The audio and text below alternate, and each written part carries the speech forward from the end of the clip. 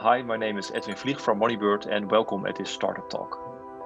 Welcome, Edwin. Welcome, everyone in the room. Edwin, nice to talk to you again. Sometimes we meet each other on the campus. Here in this startup talk, you're one of the founders of MoneyBird. What is MoneyBird? Can you explain it? Yeah, so MoneyBird is an online tool, a software as a service platform that allows small and medium-sized enterprises to send invoices and do their bookkeeping. So everything that's required by law, but also what you need for yourself to get the insight in how your business is running. Okay, so you potentially have a lot of customers because every company needs to do their bookkeeping. How many customers do you have?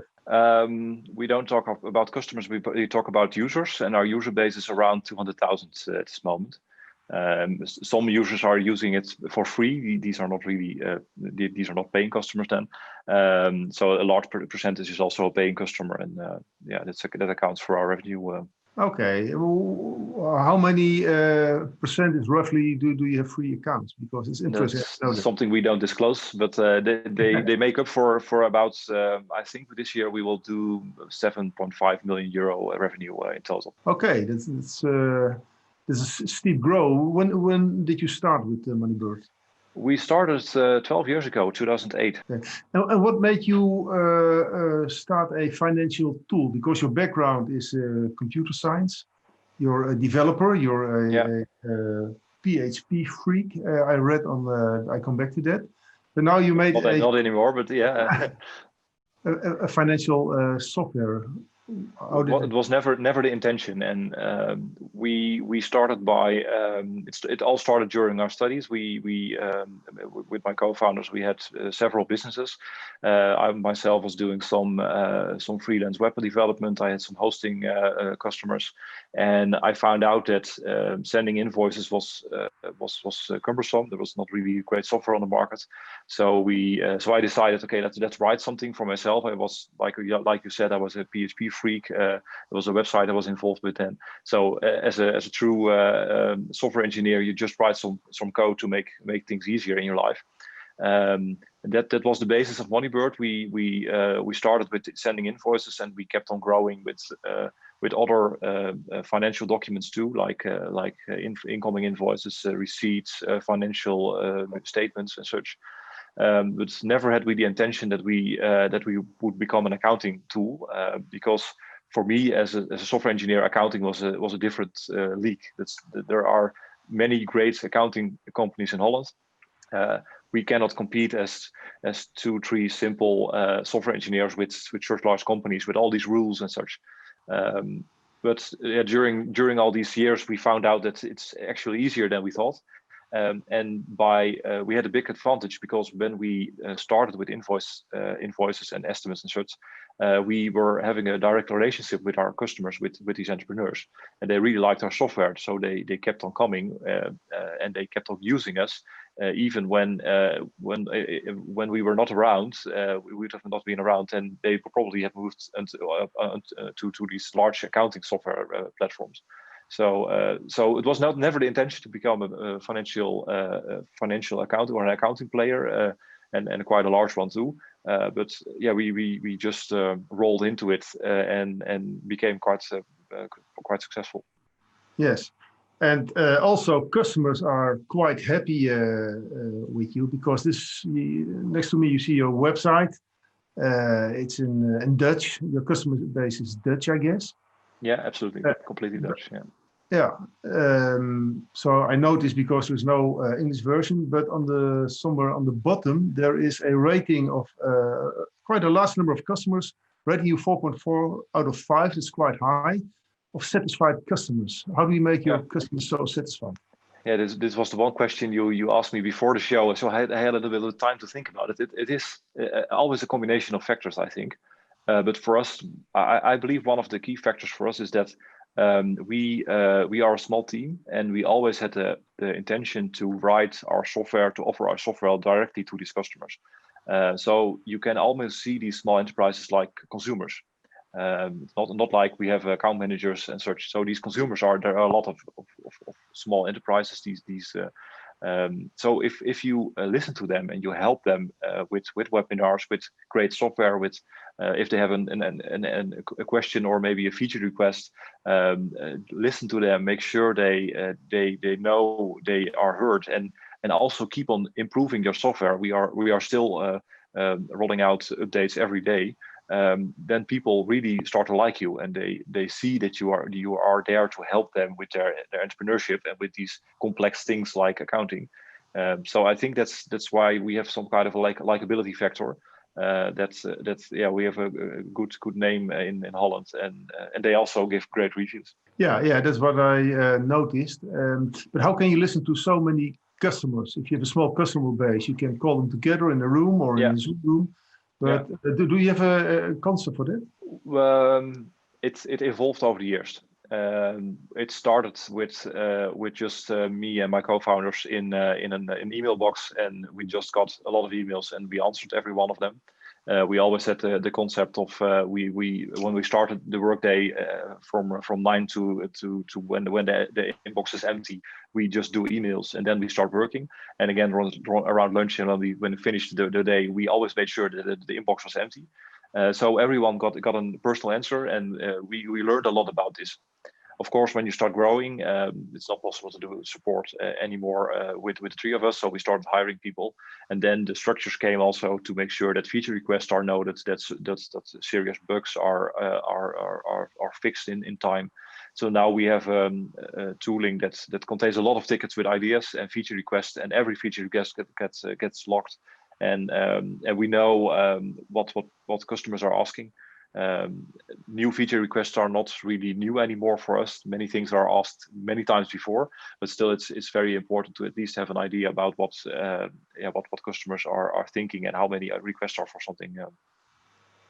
What is the biggest change in your opinion in the past years since your start in the requests that customers have? What do they want? It's completely evolving about what we do and don't do as MoneyBird. A few years ago, there was a time we started with no mobile applications. Then mobile applications became more popular, so there was a huge number of requests about please write a mobile application. We actually didn't have an Android app for a very long time because we saw that our user base was mainly on iOS.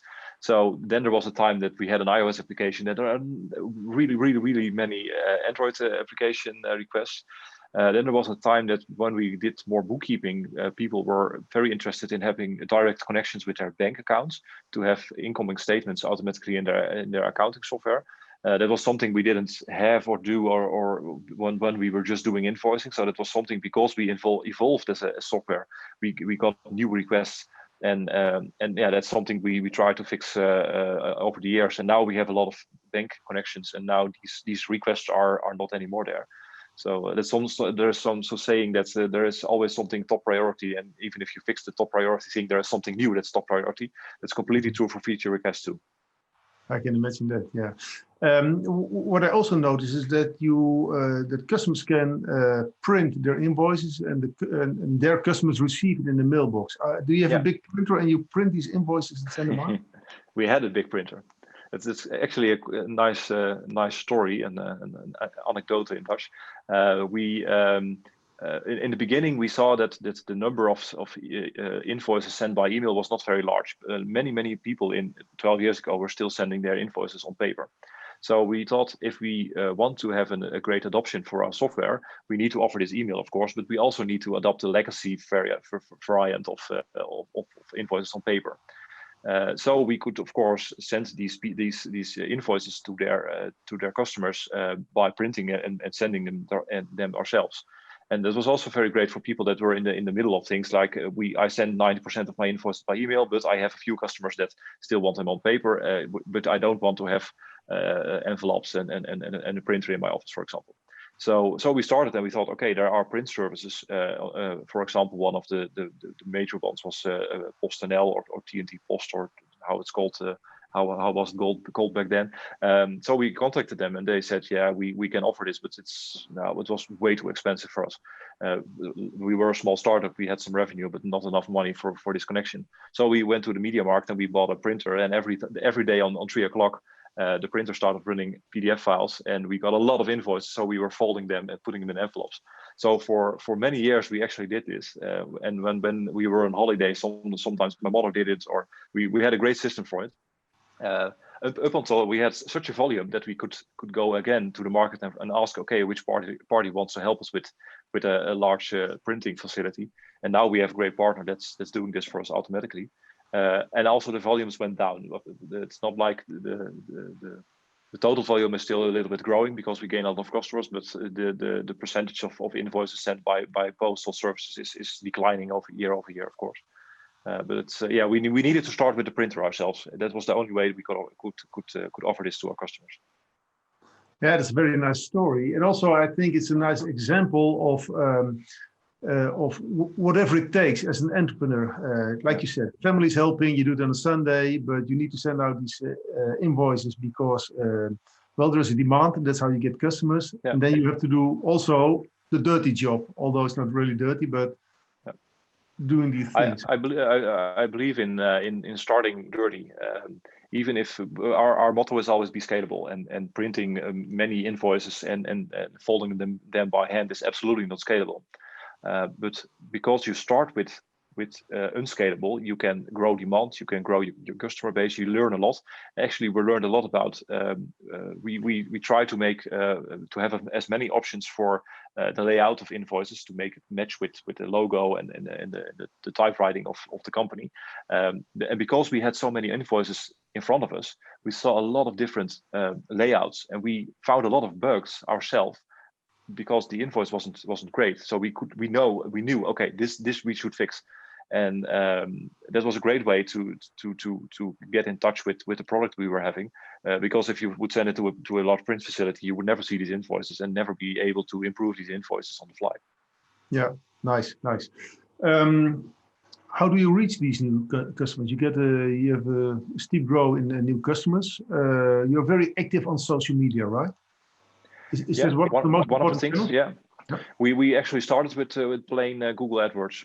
We had a great partner that used to do our advertising. That was the main accelerator in the beginning. People looking for software to make an invoice, they would find us very easily, and they could start right away with a free account. And that was one of the motivators in the beginning.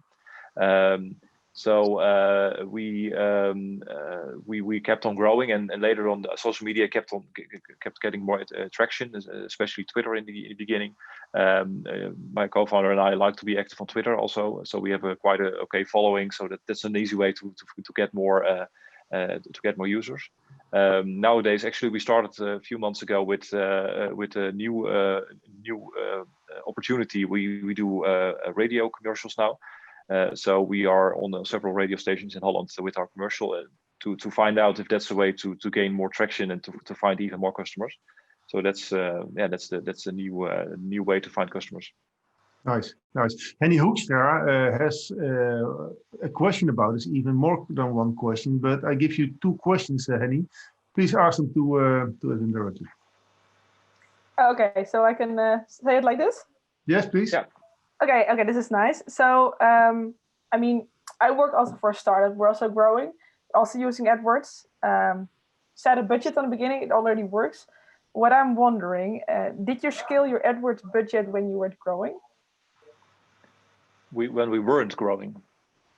You weren't growing, or no, more like, we have this budget for AdWords, for example, yeah. and we kept it kind of stable during the days, and we were more focusing on SEO because AdWords is quite expensive. And my personal question is, should we invest more in AdWords or keep it like that and invest in other forms of traction? Good question. It depends completely on your market, I believe. I know that from friends that have businesses, they are in a very competitive AdWords market. It's completely out of bound for them to invest much in AdWords. And our market was quite okay. We could invest a lot, and actually we have found the limits of AdWords now because we have more money, but we cannot put more money on the market because there's no more traffic on these keywords. So we are in a lucky position. We kept on growing our AdWords budgets just based on how many customers we gained. So when the revenue grew and we didn't need more money for other expenses, then it would go into AdWords because we wanted to grow. But we always kept an eye open for other opportunities because AdWords is really betting on one horse. If some ruling changes or there is a competitor that has has a larger budget, they might overrule you. So if you have a great name, maybe you can do content. I think content is also very important. So start writing blog posts and make sure they are found and make sure they are shared on social media. Then you get a very different kind of presence. Then people suddenly come to you because they know you are knowledgeable and not because they found you and today and tomorrow, you're not able to be found because Google changed some algorithm or changed the budgets and you are not able to use it anymore. Okay, last questions, Henny, and you have also some free growth hacks, as you asked in the last question. So going to the University of Twente, because you studied there, what was your study and how do you look back on your time at the UT? It was quite kind of a coincidence that I ended up on the University of Twente. Actually, I had the intention to go to Eindhoven University and study industrial design.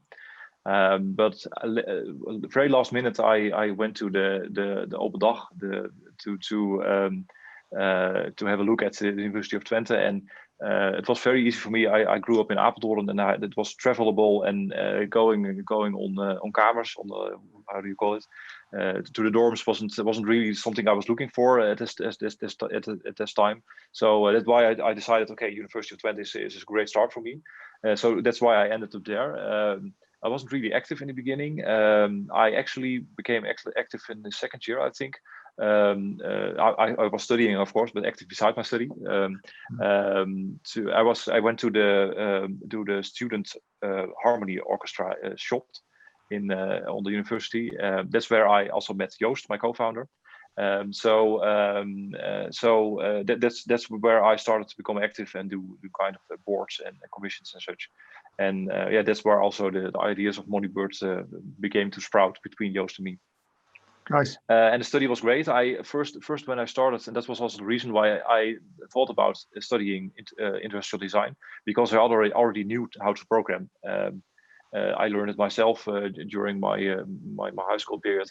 But actually, I'm glad I studied computer science because I learned a lot about all the details and architectures and stuff that's still valuable to me now, because MoneyBird has grown quite steeply also in the application size, and the performance is very important. And that's still something I use every day from my studies also.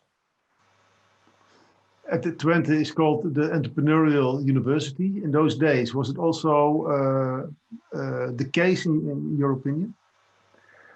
Yes, but we didn't use it a lot. I was subscribed to the newsletter. We actually started MoneyBird one door near the Kennispark at that time, because Kennispark had an office in the KPMG building next to the campus. And we also leased some office space from them besides us. So I had a lot of contact with a lot of people from Kennispark in the early days, but we never really used a lot of services because we didn't have a lot of questions and we didn't have many legal issues or such. But actually, I think the first beta users are people that worked for Kennispark at that time, like Edwin Vlieg and such. So that's how we started. in connection with my studies, I didn't do a lot of things connected with entrepreneurship, like doing my an internship with my own company or something. I was also really looking forward with internships by learning from other companies. So I did an internship with another company in Twente. Okay, nice. What was the company, by the way? Skills. Oh yeah, Skills, yeah, also very well known. But you actually, after your study, you never left the UT campus actually, because we see you there a lot. You're very active in participating, for example, in the top program. You're Yes. a member of the selection board. Can you say some words about top program? Yeah. So the top program is something run by Novelty, and it's meant for helping startups in the early phase with a loan of 40,000 euros. That's something that a startup can really use in the beginning, depending on what kind of requirements and what kind of business you have of course. And I was asked as one of the youngest committee members for my vision on mainly the IT and the startup part. There are many very clever committee members that are more into like nanotech and production facilities and such. So I learn a lot from my colleagues over there.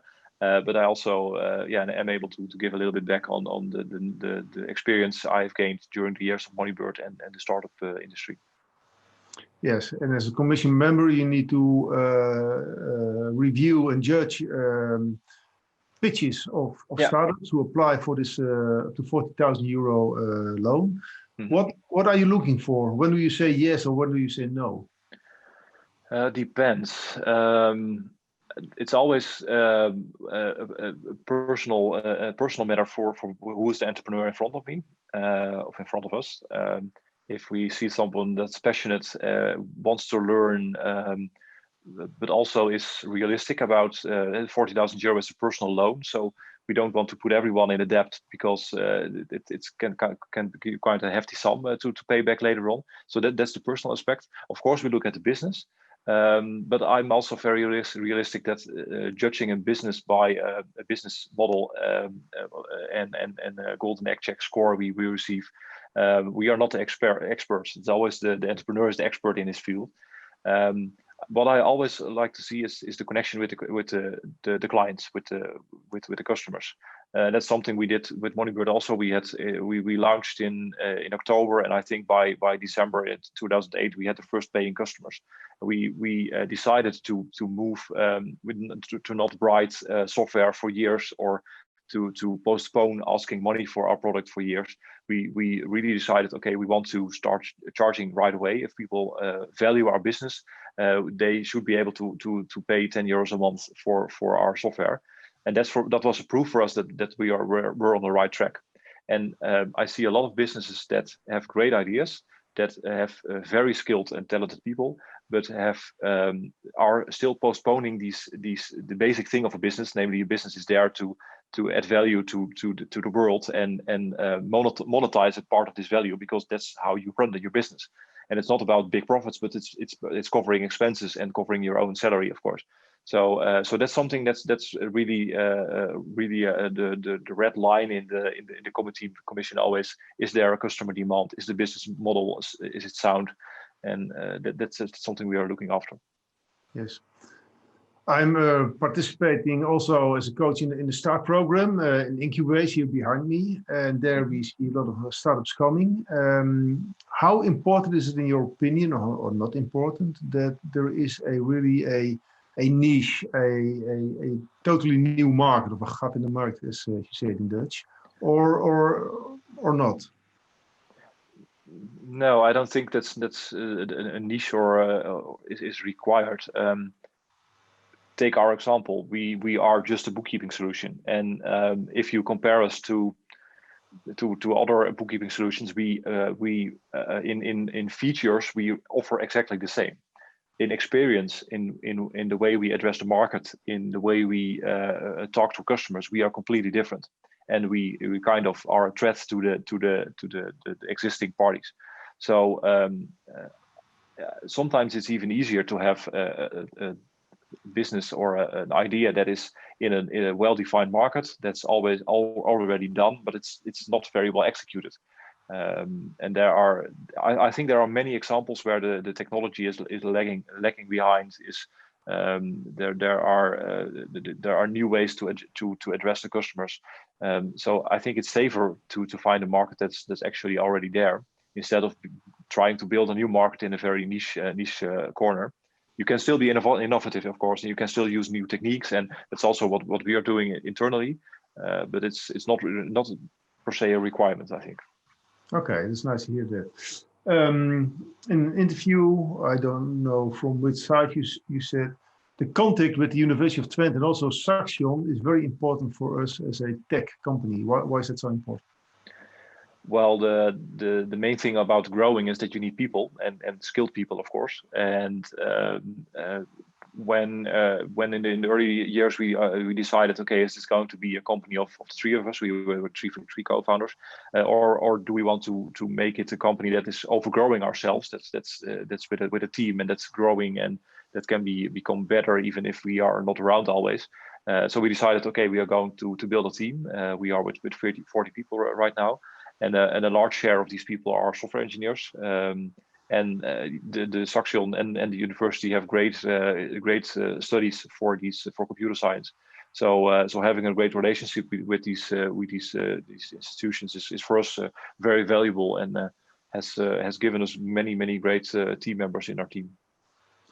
And these are local universities and University of Applied Sciences, so close by. Now, in times of pandemic, COVID, we work online, and I read stories that software companies are sourcing people also from, on distance. Do you have co-workers on the distance? Yes, but the distance is max 1 hour drive, so okay. It's not very distant. We closed our office, so most of our team is working from home, and some are in Winterswijk and in Deventer, for example. We still believe in a very tight knit team with highly skilled people. I know about remote work; it is really great, but it's. I believe if you want to do remote work, you should do it from the beginning, and not having an office be an all remote company, not a half remote company. It depends. For us, it depends if still our team works remotely for most of the time in say 3 years time, then it might become viable to also hire from farther away. Now it's easier to also have the opportunity in the future, when it's safe again, to collect people in the office and do great team building stuff. And we actually had, during the better weeks, we had a great barbecue here to see everyone again. And I think people that are further away will miss out on that. And you need to have another structure to make this happen. And I think one of the last talks with GitLab founder Sitze Brandy was also great. He has a complete remote company. I'm sometimes jealous of him how he managed to do this. But it's something we cannot do anymore because we are so founded and settled in this office culture. Yeah, it's becoming then a company culture.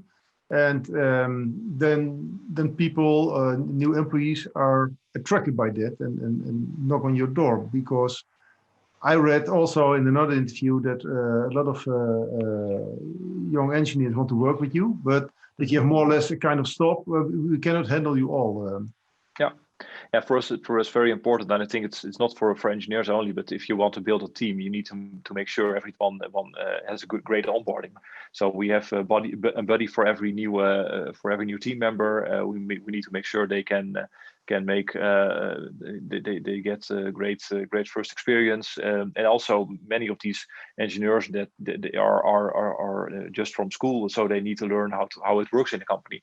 And if we hire, and that's something I heard from a lot of companies that are growing way faster than we do, if you hire 30 people, new people a day, then you have a lot of work in getting everyone up to speed.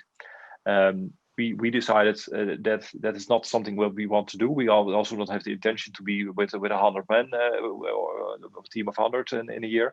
For us, 40 people is great. We can make a lot of impact with a small team.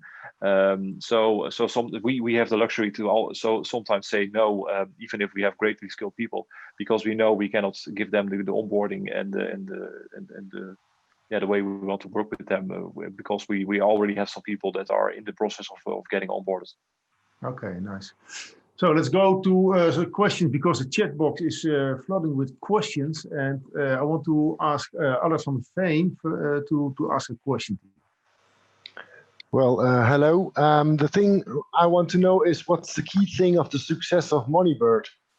Because there are several other parties that can do what MoneyBird does, but is there something that you know that the key thing is of your success in this market? Yeah, it's always hard, because you do many things as an entrepreneur, and exactly knowing what the differentiator is difficult. When I look at our competition, there are mainly two types of competition in our market. There are very large companies that are they are not agile. They approach the market completely different than us. We are the challenger. We have our fresh face. We say, for example, we provide fun in your accounting. That's something other companies would never say. So that's one part. The other part is there are many other smaller competitors that are trying to be the same as MoneyBird. They all started 5, 6, 7 years later than us, and they don't approach the market really different than us. What I see over there is that there is sometimes a lack of focus on the product. Something we do a lot. We still have 4 to 5 large projects each cycle of 2 months, and we are releasing and improving our software continuously. That's a way to make users really like your software, because they see it's improving over time.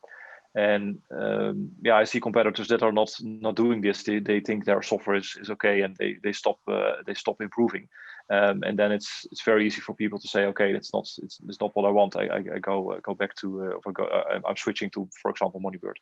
So that's also something we see a lot. And I think the name and how you your branding and what's the perception of people is important. And to give an example, there are Facebook groups on Facebook where entrepreneurs are gathering and asking questions about what should I use for bookkeeping.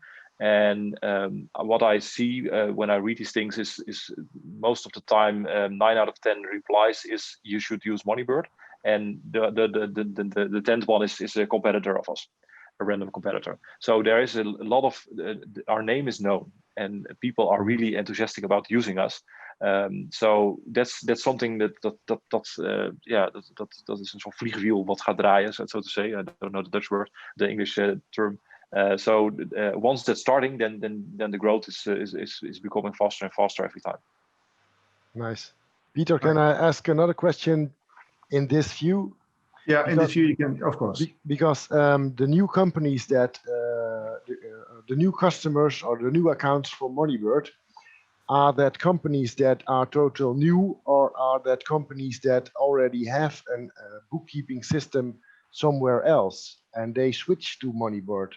Is there something you can tell about? Yeah, most of our clients are switching or are starting with MoneyBird in their first 1 to 3 years of their company. And the switching from accounting software is hard. Yeah, right. So once we have someone in, we know they are a long-time customer. But also once they are settled into a system of a competitor, we know that it's very hard to make them switch to us. So for us, the great thing is the number of entrepreneurs in Holland is growing year over year. It's interesting during these pandemic times to see what's going to happen with these numbers. But the last years was always a growth in number of entrepreneurs. But also there are, of course, entrepreneurs that are retiring and stopping their business. And there are even more new entrepreneurs starting. And new entrepreneurs are more likely in the current age of digital tools to do their bookkeeping in a tool like MoneyBird themselves, instead of going to the accountant and outsourcing it completely. Yes, right. Thank you very much. Yeah, thank you for the nice questions, Allard. I want to go to Rens. Rens has also questions. Hi, can you hear me properly? I hope so. Yes. My first question has already been answered, so thank you, Edwin. So I'll immediately go to my second question, which is, has your academic background helped you or hindered you in becoming an entrepreneur? Good question. I never saw myself as a really academic type of person. I would absolutely not be fit for a PhD or something, a research type. I'm a really more practical, agile guy. Let's build it, let's try it out. But over the years, I found out that having an academic background helps in structuring information, and we are doing, for example, a lot of data analysis to find out what's the best next step for our company. And having this structured way of thinking, breaking down problems, making sure you make the right choices, I think it helps me in entrepreneurship. So you need to balance the agile, I want to fix things fast way of working with maybe a little bit more of a laid back approach. Well, okay, let's think about this first and take an academic approach by researching all possible situations. So I think it helps me, but it's not hindering me. Thank you, Rens. And then I want to go to Lars Vlieg, because Lars has a question about mistakes. Yeah, hi. I'm one of the Saxion students. Yeah, so we are currently working on some startups with a group of like 30 students. And I see a lot of mistakes happening around me that could easily be fixed, but there are some mistakes that you don't see, and some mistakes that Edwin might have seen with startups around him. So I'd love to know some mistakes he has seen or made. Yeah. Or made, yeah. I don't make mistakes, so well, I believe as an entrepreneur that you should make mistakes, and you are going to make mistakes. It's the same like in software engineering. Every software contains bugs. It's just you don't know them yet, and but it's a given. It's a fact that there are going to be mistakes and there are going to be bugs. I think you should learn from them. Someone also asked me sometimes during the interview, like, do you have regret about choices you made? Well, no, because I was fully present at the time I made the choice. Sometimes you learn something new afterwards, and then you can revise your choice or your opinion. But you shouldn't be bothered about having made this choice with the information you had then. So mistakes, and this is a little bit like what we already talked about with in regard to the top committee and what we are seeing over there. I see a lot of sometimes mainly technical founders. They are living in the world of I have this great solution, I have this great innovation, I have this great technique, and they forget that starting a business is not only about this technique.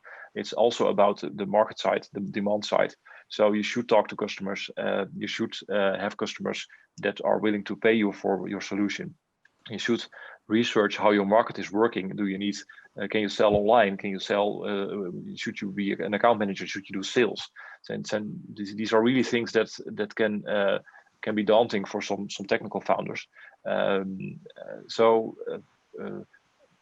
You don't need to know everything about business doing. I didn't know a lot of entrepreneurship when I started MoneyBird. I learned a lot over all these years. But for me, one of the key things is you should really talk to your customers and know that what you are building is something they want and they are willing to pay for. Yeah, thank you. Thanks also for the question. Something about your company structure, because you work with self-managed teams. There are no real management layers, I read somewhere. And you give your employees a lot of responsibility. Why is that, and how is it working? Well, the why is quite easy. I believe that smart people want to work that way. If I look at myself, I really enjoy cooperating and working together with smart people, and I don't like it when someone is telling me what to do. That's not only because I'm an entrepreneur, but also because I'm an engineer and I have a good degree and I learned a lot. So when we started MoneyBird and when we started hiring people, even though we started, we were just 3 friends, and it's like, when you're doing a committee or board for a student association, you are all equal, and you all try to accomplish the same goal, to make the world a better place, or to organize something. So when we started to hire people, they just entered the board, so to say. They had ideas. They had great ideas. They kept also improving me, but also I was able to improve them. This was a really nice cooperation. So it never felt right to put managers in between, or to make these things less organic. We are blessed with a great and a very smart team. So I know when they have a vision we want to accomplish, or they have a project we thought out with a team, they can fix it and they can build it. We of course have over the years have created structures to make sure we don't make large mistakes. We do a lot of code reviews, for example. We review our marketing text, for example. All these things that we learned over the years. We can make mistakes, so we should have structures for that. But it's not like there is a manager signing off or something. But it's the way we want to work, and I think, and that's also what I see in our team.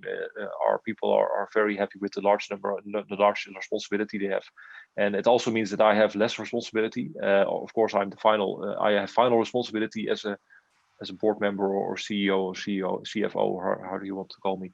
We don't do many titles over here, but I have the final responsibility. But I really enjoy having not to think about all these things, because I know these people are smart enough to take responsibility, but also to ask colleagues or me when there's something they don't know how to fix or to solve.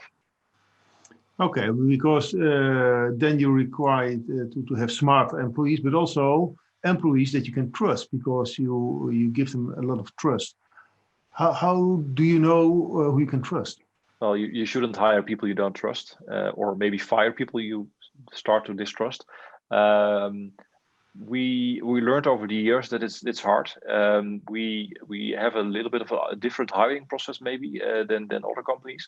We start with just a regular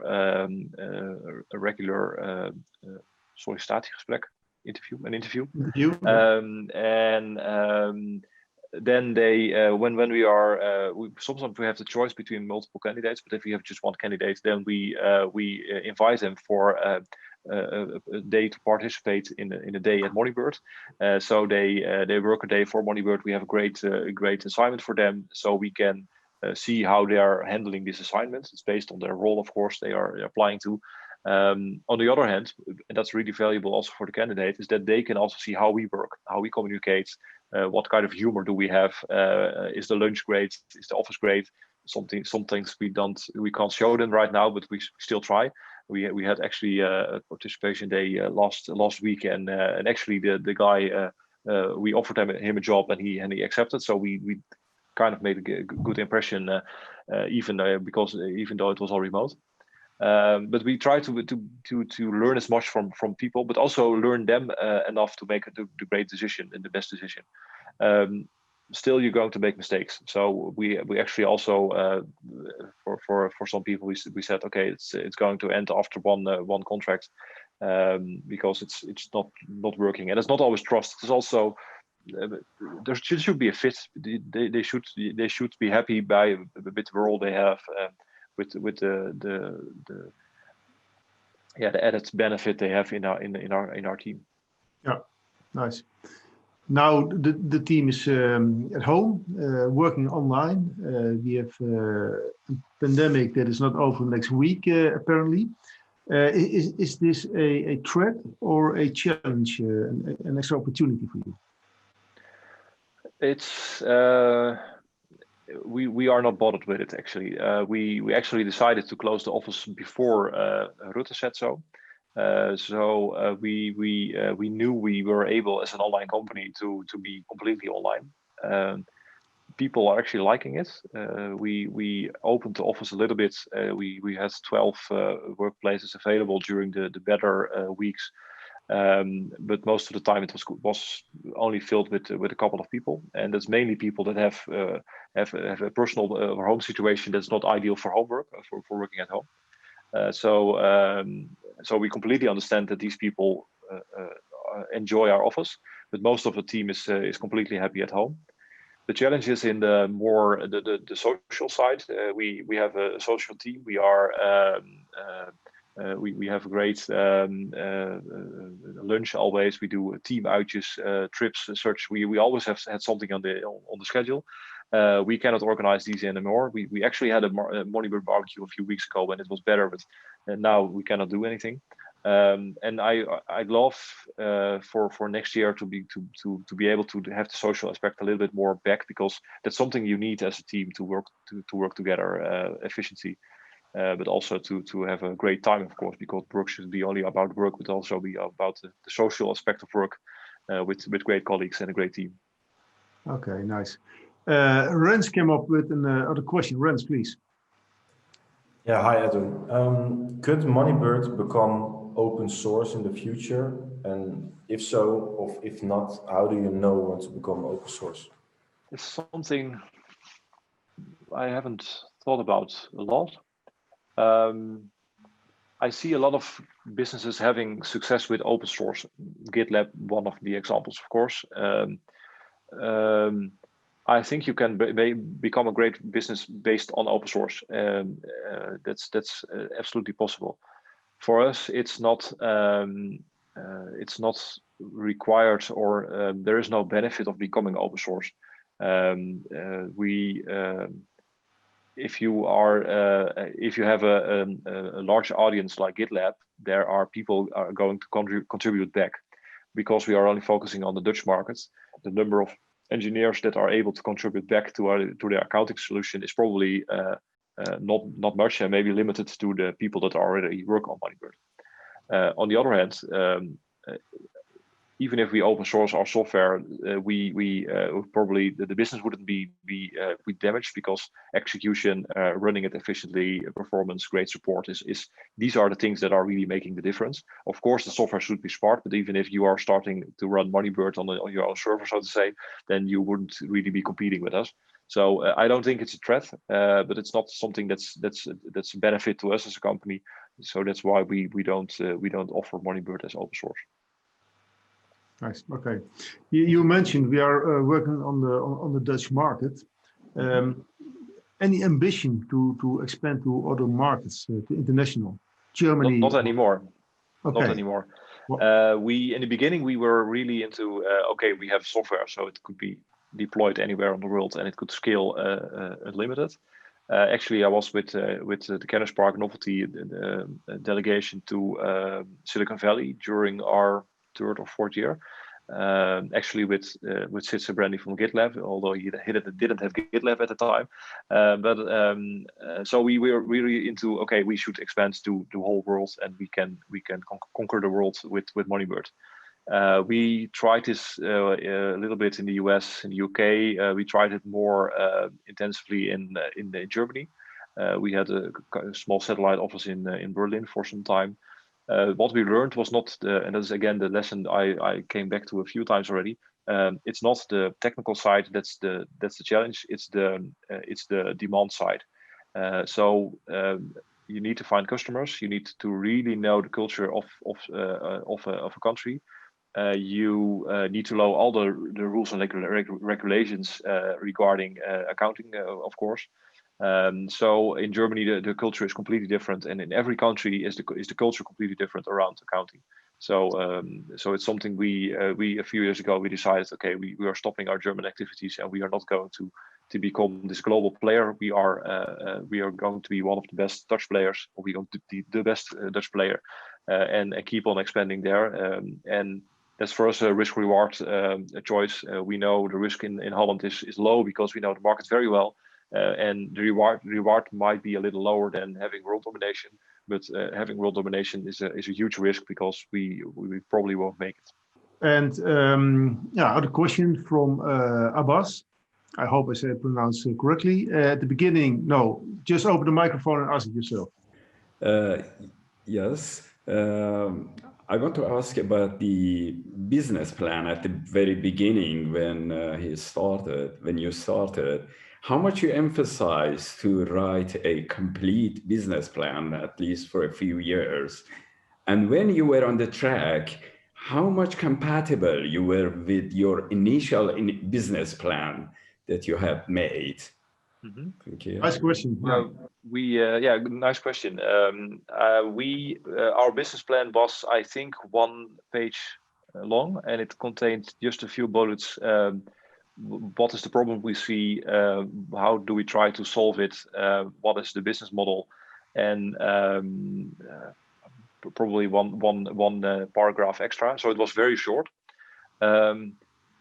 It also contained a little bit about how we wanted to work. We didn't want to be lived by our company. We want to be free. So we made a lot of choices about how we want to work. That's why also remote work is working great right now, because we were already kind of free from our company.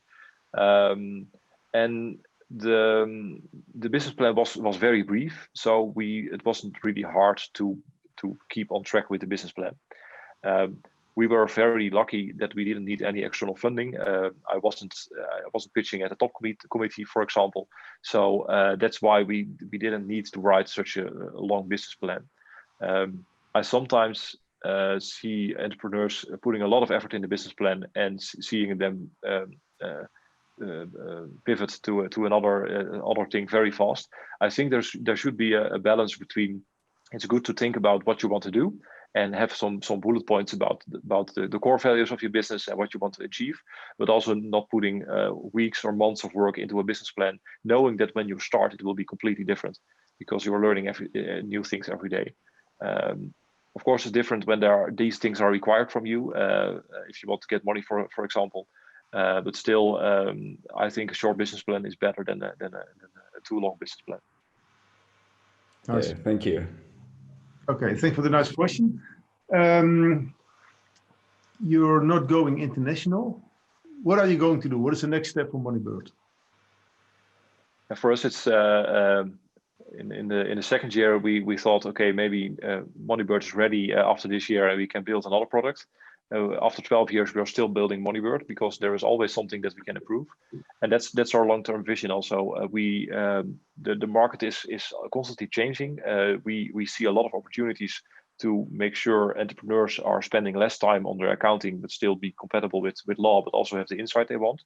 So more automation, more real-time accounting. That's the long-term goal. What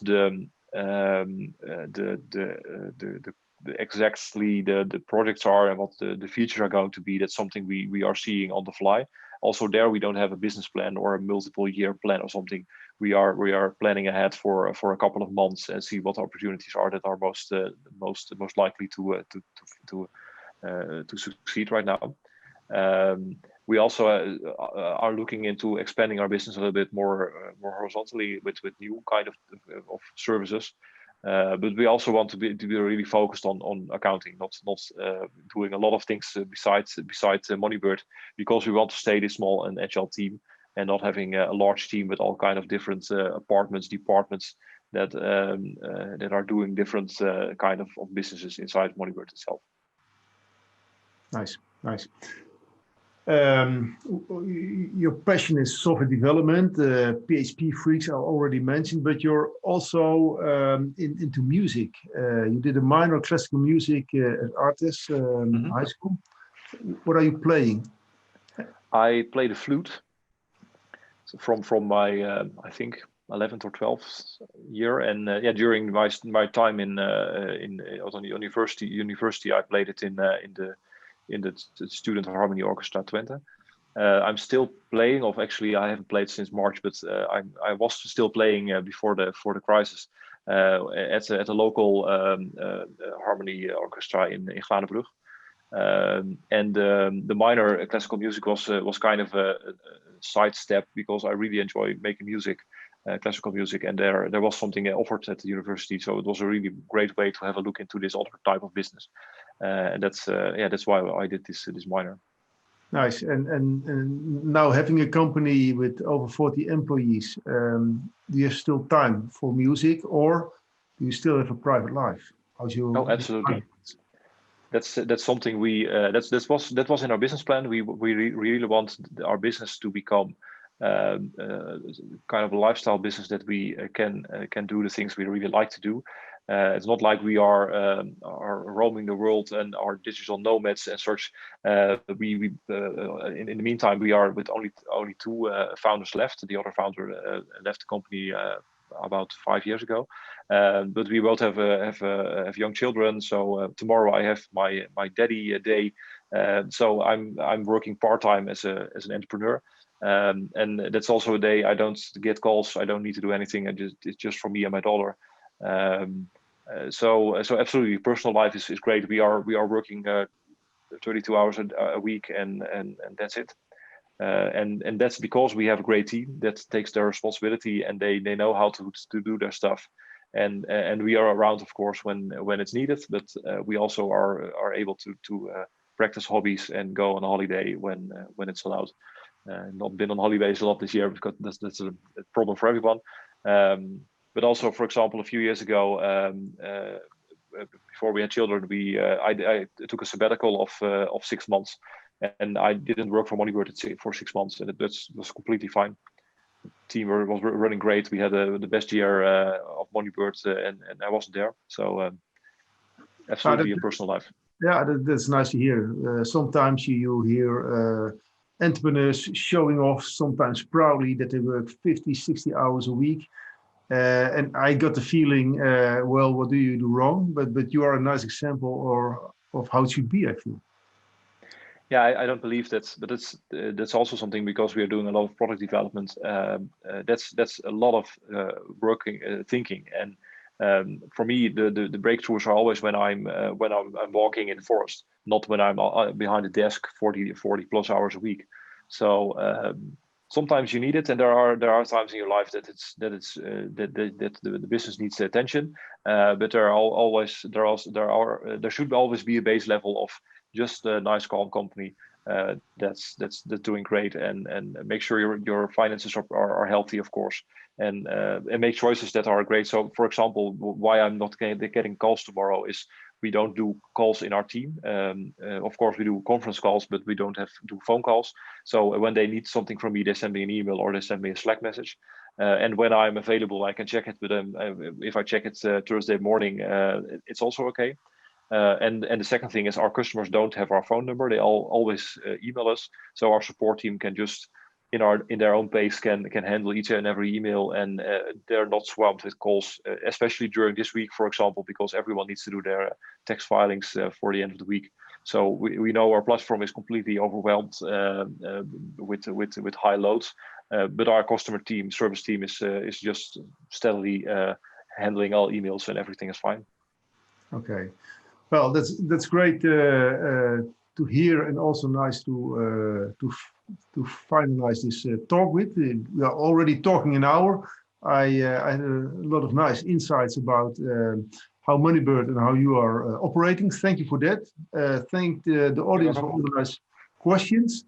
And I want to invite Tim to say the final words.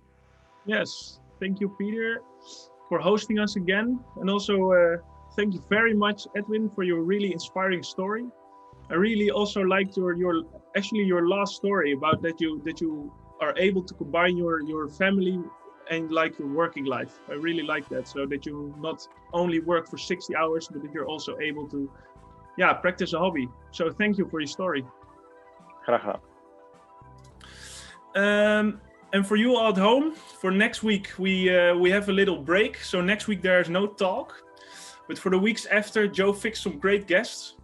In 2 weeks, we have Thilo Hergarten from the Deutsche Post. And in 3 weeks, we have Victoria Leurs from kaas.com.